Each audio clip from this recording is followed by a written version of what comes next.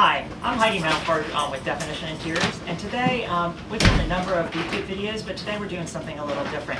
My friends and I decided to get together for a very good cause, which is animal rescue. And what we decided to do is take these common everyday feed bags and turn them into tote bags, as you see. Everything that we make here today we're going to donate to animal rescue. The good thing about this is these feed bags are very durable, but they're also not biodegradable. So not only are we're working for a good cause, but we're making something that won't end up in a landfill. So the first step in doing this, I just called my friends and asked them for some bags, and I got about 100 of them. The first step is you actually have to wash these bags. Now, if you look at the bottom of the bag, there is a regular seam, and then there is a, it's called a chain link. You want to go on the chain link side. So if I hold the chain link side and I have it in my right edge, I take scissors and I cut through it. You will get a top thread, and you simply pull that top thread and this end comes off. So, and then you just discard this. So now you have an entire open bag. From here, the not so fun part is I stuck these up outside on my fence and I hit it with a hose. And I clean the inside because the bags need to be cleaned. I'm going to go by a step-by-step process of how exactly we made this. Why I think this video is important is not only you're making these bags, I think it would be a great fundraiser for a 4-H or any other rescue groups, because all your materials are free and you just need the help and assistance from some friends to put some things together. So let's go on the step-by-step fashion. And I will let you know, all the volunteers, including myself, have a number of rescue animals. Thanks.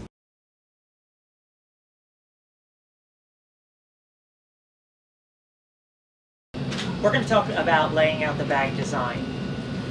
Bags come in different sizes. As long as your bag is 28 inches long, you can use these dimensions.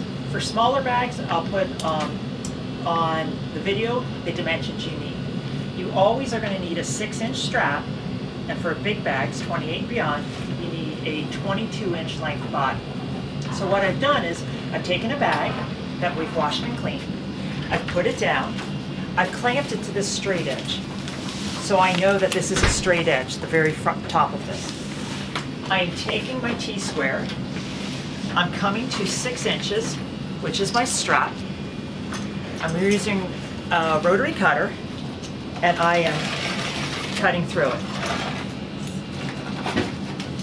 Then, from there, I want to come down another 22 inches.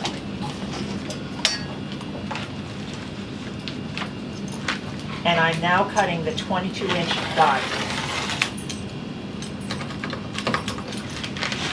So now I have a 22-inch body. And I've made sure that I centered the design how I liked it. Each bag will be different, you can determine the design. So this is the body,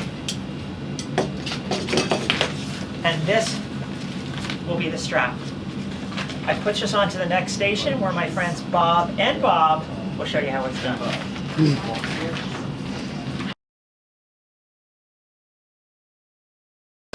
Hi, I'm Bob Jones, and I have 2 rescue animals, really awesome cats. We're going to show you how to make these bags, alright?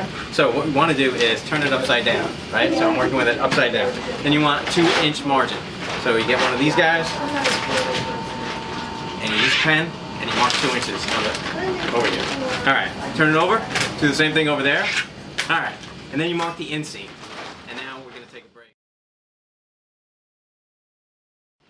Okay, then you turn the bag inside out. Really fast. You don't have to be gentle with it because it's a pretty tough bag, and that's what's cool about it. Also, I've been told that we have 3 cats now too. Tesla, the outdoor cat, counts as well. And I do love Tesla, so my bad. Anyway, alright, so you get this bag, and you set it up, and now what you have to do, kind of make it neat, nice and neat. What you have to do is fold it along the lines that you already made.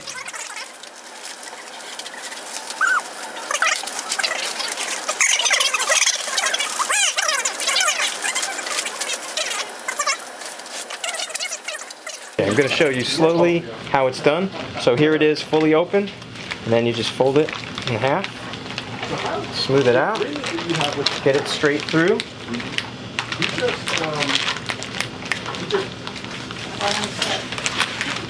And then use this wallpaper tool. Fix it over here. Takes a little finessing. But it's not hard work. And once you start doing them, it gets easier.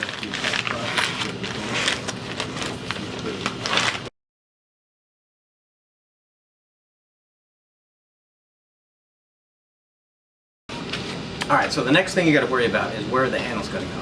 So what we do is we go in 5.5 inches from the edge, and we make a mark there, and then we make a mark going in so that the sewer knows where to put it. Take 5.5 inches from this side, mark that as well, and also go in.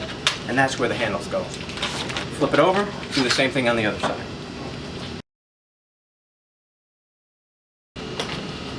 Hi, I'm Bob Lambert. We have 2 rescue dogs. This morning I'm going to show you how to make the handles for the bags. We have a 6-inch section of bag that we'll use, and it's all about folds. There are 4 folds. The important thing is to make smart, crisp creases and fold the bag appropriately. Cut the bag so that you have a full length. You can see I have a linoleum tool or I have a scraper. You can use whatever you want to make a crisp fold. Fold it down the center. If you want, you can anchor one end with a clamp just to hold it in place. And then just use the linoleum tool to get your first fold. So we have a center fold, and all we're going to do is fold in again from the other side, and then we'll connect the 2. So just watch again. You're looking for the center line. Again, I'm more comfortable anchoring it with the clamp so that I can work to get my crease. I like the linoleum roller, but others use the scraper. Just make sure that the crease is deep enough so that you can follow the lines. Reverse it and do the second fold, again to the center line.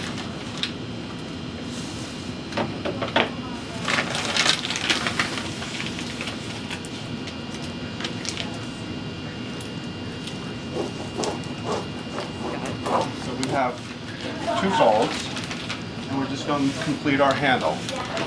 Again, it's easier for me to anchor one side so I can work on the other side to make sure that I have a relatively straight handle. It doesn't have to be perfect, but you want it to be pretty much lined up so that the strap or handle is the same width from left to right. Here I'll use the longer scraper because it's easier. It'll cover both of my creases at this point.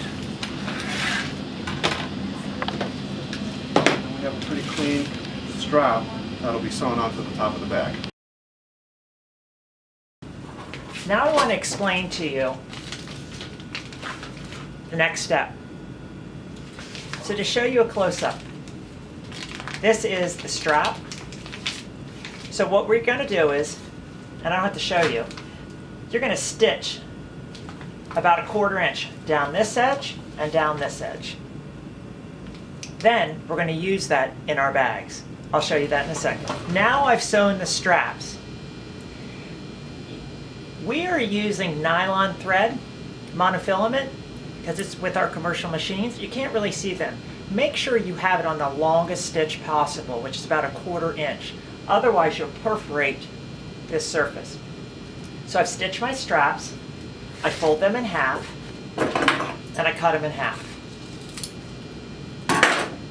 Now, remember we took the bags and we made our strap marks?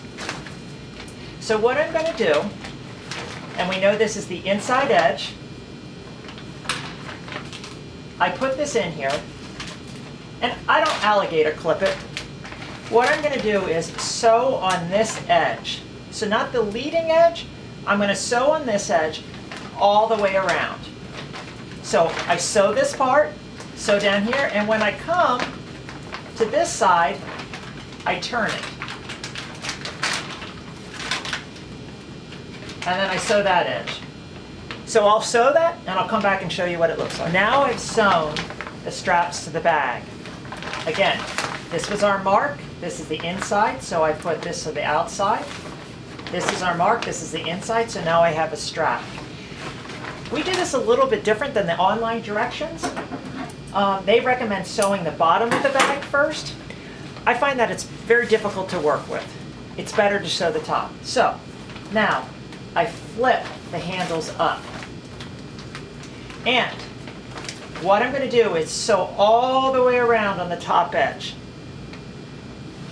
When I'm done with that, and I've marked it here, I'm going to come back and I'm going to sew a square. You can see that, to give it more stability. If you're very good at sewing, you could sew this top edge, come down here, go across, down, and a corner, and continue on. So it's one continuous step. If that's a little bit too difficult, sew the top edge, come back and make a square. This is for support. Now I have the handle secured to the bag. You can see I stitched along here, and I made my square, so now I've got the handles. Now this is what's important. Do you remember I had that side mark here? I'm laying side marks, crease it there, side marks here. The handles line up. It has to do with the design of the bag and how it's going to look. Now I stitch the bottom. I stitch 1/4 inch, and then go towards the very bottom of the bag, stitch about another 1/8 inch away from that 1/4 inch stitch towards the bottom of the bag. That's just for reinforcement. Now comes the hard point to explain. Here's the bag, side seam, bottom seam.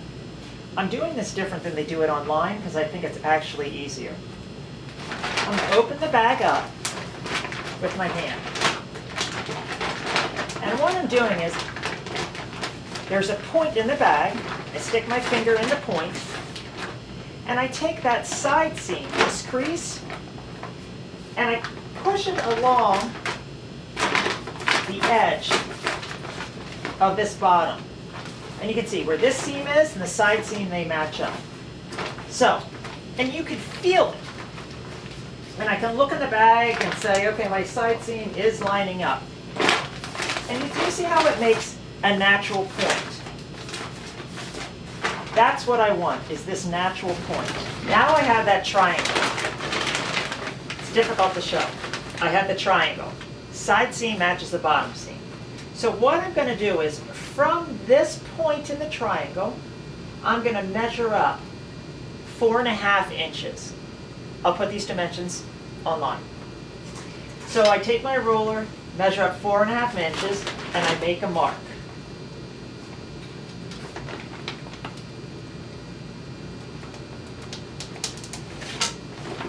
So this is my mark.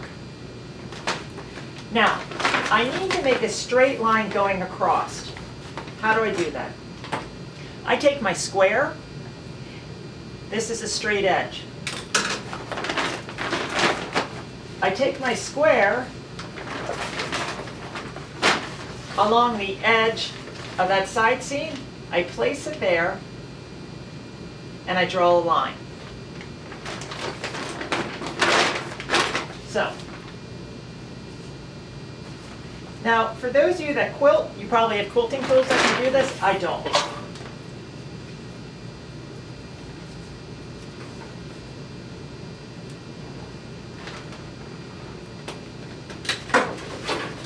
So here is my line that I drew.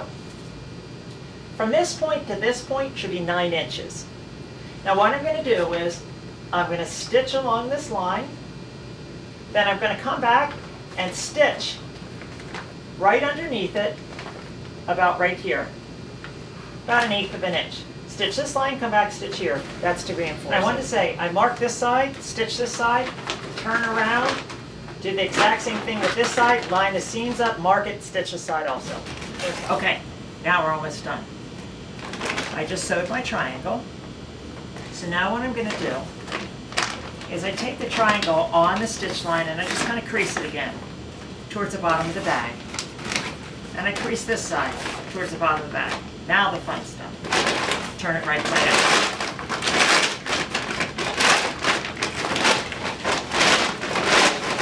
So, I turn it right side out, and what you do is,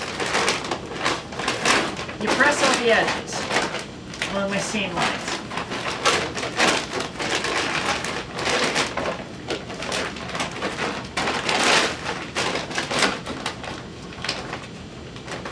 So,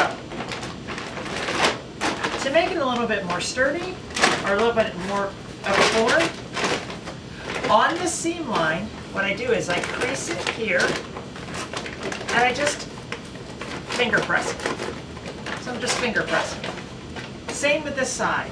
This is my stitched edge that I just did. I take it along that edge, and I finger press it. Now, along the edge it doesn't have a line, I have now 2 points. Same thing.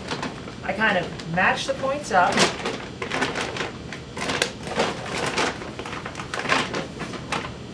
And I finger press it. Same with the other side. And what this gets me is now I have a nice bottom shape to the bag. If you want, you could, press the corners to here to give it more of a square look. I kind of like just the free form. I could go like this and kind of finger press to give it more of a square look to it, whereas this kind of has more of a free form look. Okay, we're all done. Now it's time for show and tell. The bags are very distinct depending on their patterns, but I think they turned out terrific. Give you some examples. Dog food bag by Purina. And here's a chicken layer feeder bag from Purina. You have a horse feed bag from Nutrina. Here's a chicken from Country Feeds. And here is a couple bird food bags that I thought were great. Sunflower seed bag. And here's Dumar or layers. Now, I will list this down in the information. Some of the bags are not 28 inches. You just modify the cuts and a little about the handle placement and how you sew the triangles, and you just make a smaller bag. My favorite small bag, and I don't have it, is Special Kitty. It makes a really adorable bag. Here's my secret. I had so much fun today. We had about 6 volunteers. It was a blast. I would recommend, if you do this, probably have about 4 sewers, have about 6 people creasing, and 1 person cutting the bags. In about 5 hours, we did about 40 bags, so I'll have a total of 50 bags done. I am asking our community that if you donate $5, you will get one of these bags. And that $5 is going to go to a couple of animal shelters in our area. This is my secret hopes. I hope you share this video. I hope you share it with Purina, Nutrina, Dumar, Agway, Tractor Supply, Special Kitty, Tidy Kitty. It's an informational video for them, but I'm hoping whatever I raise, which I hope is probably around $250, maybe up to $500, that they will match that for our local animal shelters. So I wish you all the luck. I think it's a great fundraiser, and good luck doing it.